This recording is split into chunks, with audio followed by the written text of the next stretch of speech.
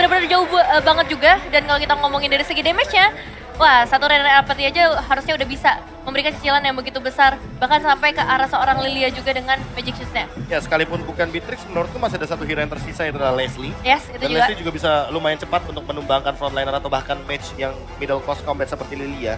Namun Lilia kali ini adalah sebuah jawaban atas Redrin. Jadi sebisa mungkin Albert harus menyelesaikan dengan cepat Radiant Armor-nya. Gak masalah, gak usah jadiin Curse Helmet. Ya. Yang penting Radiant Armor-nya. Radiant Armas kayak Grand Helmet adalah salah satu jawaban untuk seorang Albert. Dan lihat, langsung ada support system dari Albert yang berada di garis depan bersama dengan support system Clay dan juga Pin di sana ya. RRQ Kingdom masih mengawal para pemain dari tim RRQ untuk berjuang di arah lower bracket. Jadi ini dia untuk para fans yang belum berkesempatan hadir menuju arah M4 venue. It's okay, no problem. Kalian bisa mendukung dari dalam rumah kalian dan mendukung dari layar kaca. Karena M4 World Championship untuk di game yang kedua akan segera dimulai. Akan ke RRQ Hoshi mengamankan game yang kedua atau tim Falcon berhasil melakukan resetisasi terhadap kubu dari tim Falcon. Reset aja, nggak usah pakai resetisasi. Tapi ini dia, kita udah melihat adanya sedikit penahanan terlebih dahulu dengan satu barrier yang dipasang menahan minion wave-nya. Dan juga Ken bersama seorang Albert yang pastinya membutuhkan nanti ke area purple buff-nya. Alright, jarak mid lane seperti biasa dengan keunggulan adanya seorang Justin. Power dari Lilia was a little girl berhasil melakukan invasi jungle dan bahkan Albert melepaskan Little Wanderer-nya. Dia lebih fokus menuju ke arah sebuah jungle dan tidak mau melepaskan orange buff yang ketimbang untuk beradu retribution di arah depan. Dan bahkan first blood akan coba didapatkan oleh R7. Hampir, but almost is never enough, Nevin. Nah ya, hampir memecahkan win rate first blood ya dari tim Falcon yang kali ini mungkin harusnya udah di 94% sampai 95%, but it's okay. Kita akan melihat bagaimana dari seorang R7 karena di sisi lain Naomi juga udah mulai melakukan setup-nya. Masih di level yang pertama, jadi defense assessment memang sebenarnya belum ada, tapi dengan pressure seperti ini akan cukup berpengaruh nantinya. Mungkin ada sedikit skenario yang teman-teman bisa lihat di XP Lane, kenapa R7 bisa unggul di awal game. Salah satu alasannya ada, kalau teman-teman sadar tadi, di bawah menit yang pertama, Finn stay di belakang base. Dia melihat ada potensi untuk menekan dengan minion. Jadi dia tahan wave minionnya pakai barrier 2 kali. Dua wave minion dia tahan, sehingga di belakang base tadi, makanya R7 bisa menangin match up di early game. Apalagi ngelihat Skylar, lihat Skylar bahkan memberikan tekanan juga ke arah Zipix di area gold lane. Dan ini menangin match up untuk early, baik dari EXP dan juga gold lane, merupakan sebuah jawaban yang sangat manis sekali untuk RRQ Hoshi. Bukan hanya itu aja, para pemain dari tim RRQ Hoshi dengan adanya R7 yang mengungguli dari segi laning phase-nya, membuat dia akan bisa membantu pergerakan Albert untuk mendapatkan di arah turtle-nya. Mencoba untuk menutup sedikit pergerakan dari Ken yang mencoba terburu-buru untuk mendapatkan turtle. Kali ini dua player dari tim RRQ Hoshi dari bottom lane sudah siap untuk mengawal pergerakan dari Albert, tapi R7 ingat masih ada satu body cement yang cukup sakit dan bahkan R7 di depan sana terkena Death Sonata. Harta tata Death Sonata yang hampir saja menemukan seorang R7 di garis depan dan bahkan ini akan menjadi kerugian untuk RRQ dengan tim 4 versus 3 dari segi quantity. Ya, bukan hal yang baik. Damage-nya terlalu besar ya, harus masuk ke dalam dari seorang R7 membuat dari RRQ Hoshi memang harus kehilangan satu pemain. Tapi sejauh ini sebenarnya masih coba untuk tarik ulur dari kedua tim. Belum ada yang mau melakukan inisiasi untuk melakukan team fight. Oh, R7 is coming up, dia adjustment telah dikeluarkan dan bahkan para pemain dari tim RRQ mau memaksa team fight terlebih dahulu. First blood tetap didapatkan oleh tim Falcon dan bahkan R7 ditumbangkan. Tapi retribution dari sound point Albert kembali berhasil membuat dan menggocek satu buah tembakan Rhapsody indahnya bernuansa dari seorang Ken. Dua ditukar dengan satu turtle. Gimana menurut Profesor KB? Iya, kalau misalkan kita melihat bagaimana dengan setup turtle yang barusan, kita udah membahas ini. Bahwa sebelum permainan dimulai, setidaknya ada turtle yang ditukarkan, jadi ada sharing gold yang didapatkan. Skylar, farming 2 lane, itu yang terpenting. Dan bahkan, tapi ini first blood-nya benar-benar lagi-lagi didapatkan oleh tim Falcon, Nevin. Ditambahin lagi. Win rate-nya tinggi banget, 94 harusnya.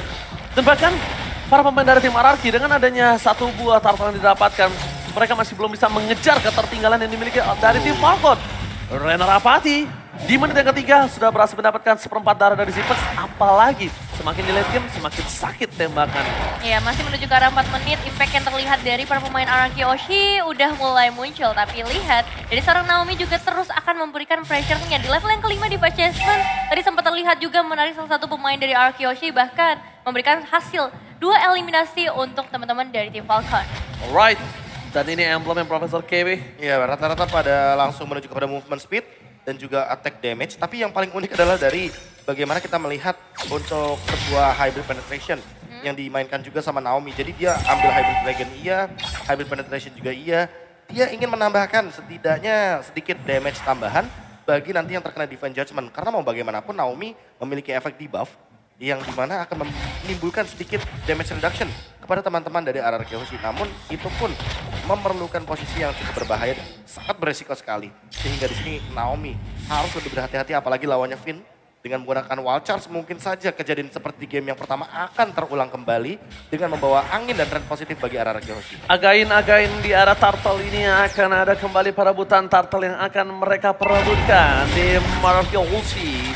Mereka masih terlalu jauh dari pergerakan seorang Albert yang berada di arah top lane. Bakalkah coba di buying time oleh tim Anarki atau bahkan ada team fight? Karena lihat mereka sudah berkumpul 4 secara bersamaan. Akankah ada watch out dari suara Pepin? Kali ini pecah setelah dikeluarkan depan ke watch out belum menuju ke arah sebuah tembok. Para pemain dari tim Anarki masih mendapatkan satu masalahnya fight side Rubensko dan melahap game di depan sana. Jungler from tim Falcon berhasil dimakan bersama dengan Turtle-nya membuat tim Anarki Hoshi mendapatkan keuntungan double again. Iya, ini pukulan besar untuk tim Falcon pastinya. Dengan 2 pemain yang dipaksa untuk kembali melakukan recall dan juga Ken yang harus hilang.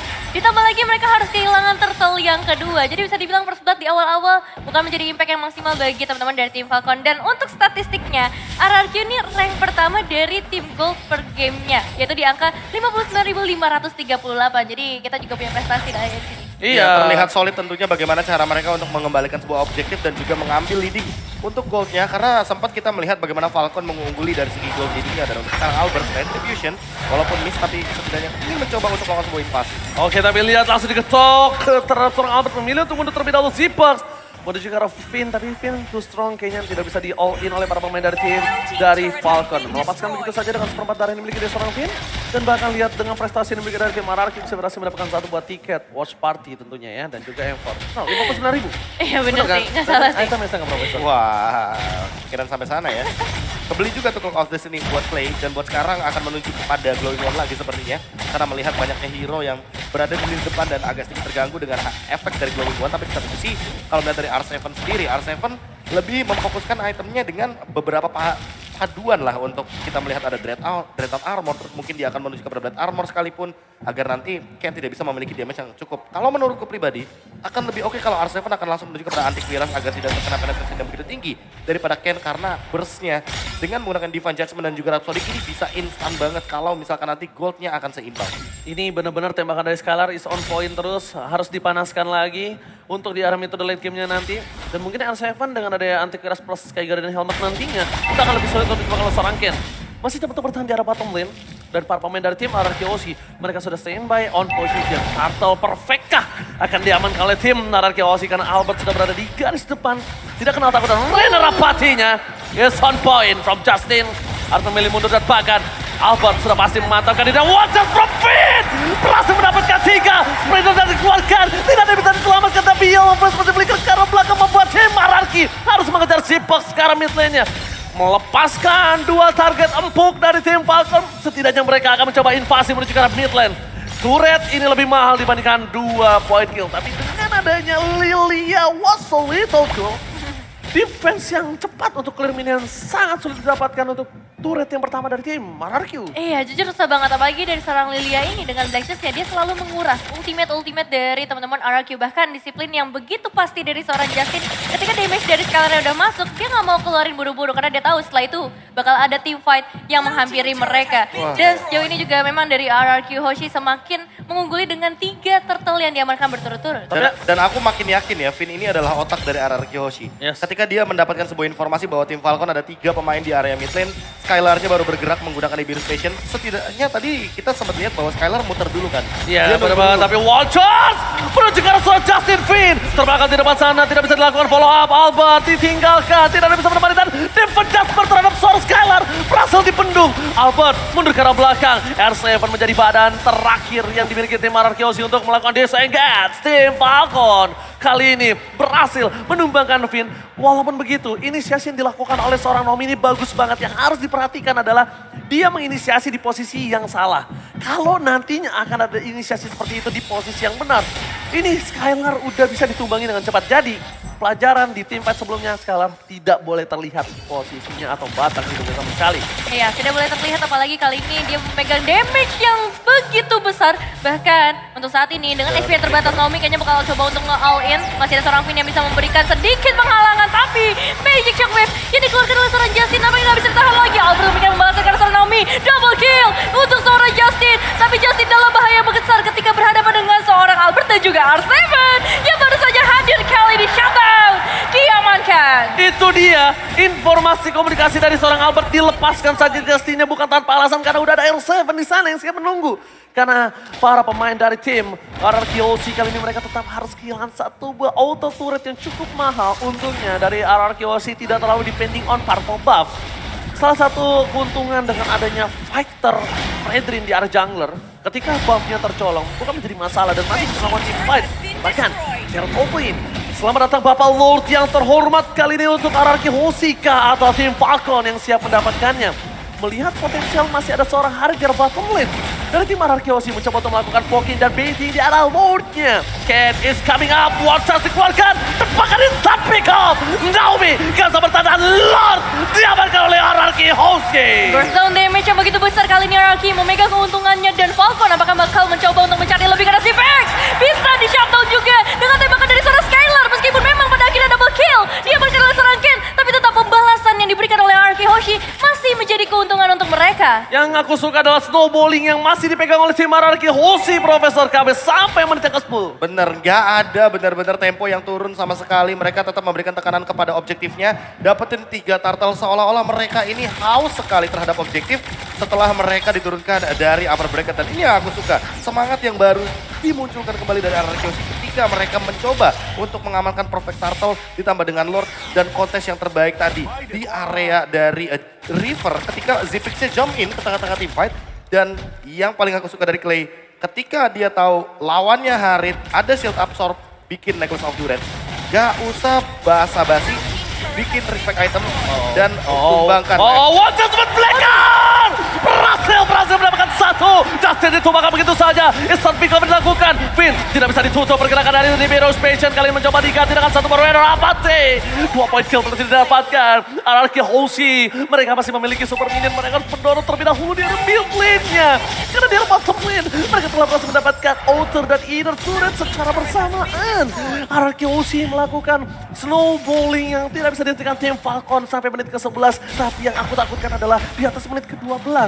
Yeah. Nanti akan menjadi sebuah penentu Nevin. Betul, itu bakal jadi cukup berat juga apalagi kalau kita melihat ke arah tim Falcon kali ini dengan perbedaan 2.500 gold. Ini masih bisa memberikan impact yang besar. Ditambah lagi positioning dari seorang Ken yang sedari tadi sulit banget untuk ditangkap meskipun 2 eliminasi. Tapi tetap bakal menjadi salah satu player yang harus diwaspadai oleh para pemain dari RRQ Hoshi. Ya, dan jangan lupakan juga Zipix di late game nanti akan menjadi sebuah malapetaka juga. Karena dia membawa Purify sehingga Wildcats sepertinya tidak akan menjadi sebuah ancaman untuknya. Yes. Di satu sisi kalau kita melihat bagaimana concentrated energy sesaat lagi mungkin akan ada di tangan Zipix, itu baru pick tertinggi dari tim Falcon. Mereka akan membalaskan bagaimana skema atau skenario yang terjadi semenjak early game tadi. Dan buat sekarang untuk RRQ Hoshi tinggal memanfaatkan gimana push atau setidaknya main di dalam rumput asalkan gak kedetek sama satu buah Magic Sentry. Karena kalau kedetek ini bakal bahaya banget. Ingat, lawannya adalah Kaja. Divine Judgment bisa melakukan sebuah instant pick off dan itu yang akan menjadi sebuah malapetaka ketika mereka kalah dari segi kuantitas. Mau sebanyak apapun gold yang kalian miliki, kalau kalian jumlahnya kalah, itu bisa menjadi kekalahan tim fight juga ketika nanti di area late game. Apalagi yang udah aku bilang, ini di atas menit ke-12 aku cukup worry dan takut. Karena dari kemarin kita lihat di mana RRQ Hoshi berhasil mendapatkan Lord tapi bisa dibalikan kembali keadaannya oleh tim musuh dan aku tidak ingin hal itu terjadi. Ada baiknya dengan RRQ Hoshi dengan komposisi 2.500 gold difference mereka memaksa minimal 2 orang yang mereka bisa tumbangkan atau enggak satu orang penting seperti Ken yang mereka bisa dapatkan terlebih dahulu sebelum melakukan Lord yang selanjutnya. Atau setidaknya melakukan backstab sih. Jadi clear wave minion di area top lane, lalu manfaatkan satu rumput yang tersisa di belakang dari outer turret yang dihancurkan. Dan setelah itu melakukan backstab lewat, itu dia yang ada logo TikTok. Ini dia, dan bahkan kalau misalnya Profesor KB bilang, kenapa nginjek sentry itu harus berhati-hati? Karena ini adalah kesempatan mereka menggunakan sentry. Ketika ada yang memasuki ke arah backline dari tim Falcon, mereka bisa terlihat lihat Finn, Watcha dikeluarkan, fokus ke arah tim fight diberikan bersama dengan Zipper, terlalu sakit yang bisa diberikan dan tertangkap dengan sound dan Zipper take down. 1 poin dan 2 untuk tim RRQ Mararki. 3 hilang, mereka menuju ke arah Lord yang didapatkan oleh seorang Albert, tapi di laningnya dikejar habis-habisan, mencoba dipotong oleh R7.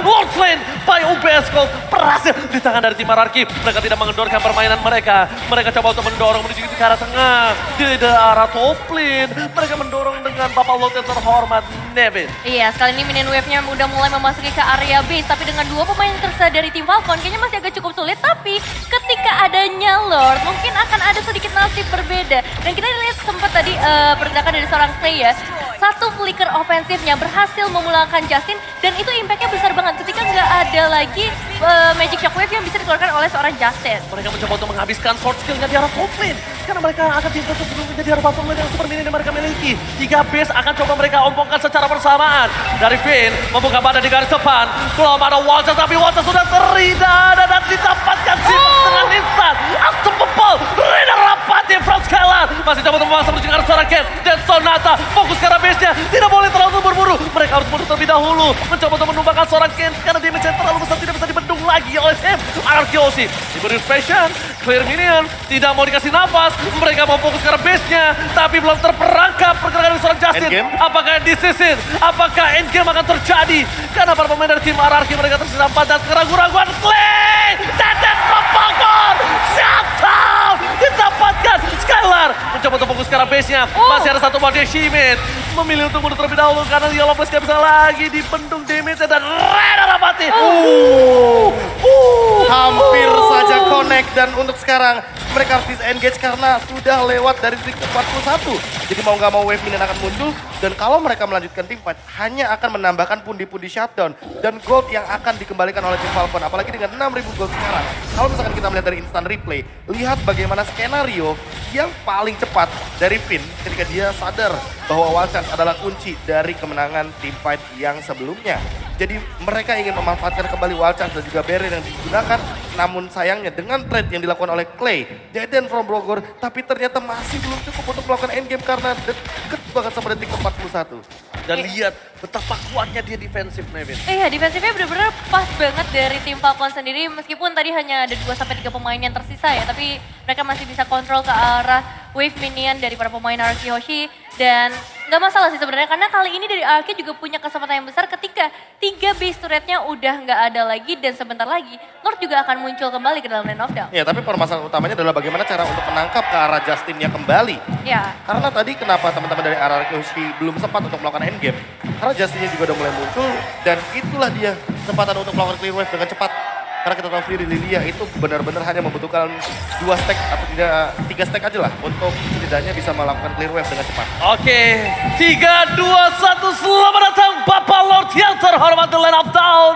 Kali ini Ararki Osi dengan 5.000 gold difference, mereka coba melakukan baiting kembali, melakukan all out terhadap team fight yang akan terjadi di 2 game secara berturut-turut. R7 bersama dengan Wild Chance, tapi ternyata belum berhasil menyentuh ke arah sebuah tembok. Tapi R7 berhasil menutup ke arah sebuah Ken. Ken akan coba ditunggangi, Lord berhasil didapatkan. Ken berhasil ditunggangi R7, dan lihat R7 berhasil menutup pertahanan seorang Ken. Ini bencana untuk tim Falcon. Zoning out yang benar-benar bagus banget kali ini terlihat dari R7, bahkan damage dari seorang Skylar mampu menghilangkan setengah HP untuk para pemain dari tim Falcon. Lord akan segera hadir di area mid lane, akan menjadi bencana yang besar untuk para pemain Falcon karena ini adalah kesempatan terakhir mereka untuk mempertahankan base yang tersisa. 5 pemain dari Arki Hoshi akan segera bersiap-siap untuk memberikan full power mereka ke para pemain Falcon. Albert berada di garis depan, mencoba untuk menutup pergerakan R7, mencoba menunggangi satu, tapi Lord yang belum bisa diselesaikan. Ada Firewatch telah dikeluarkan,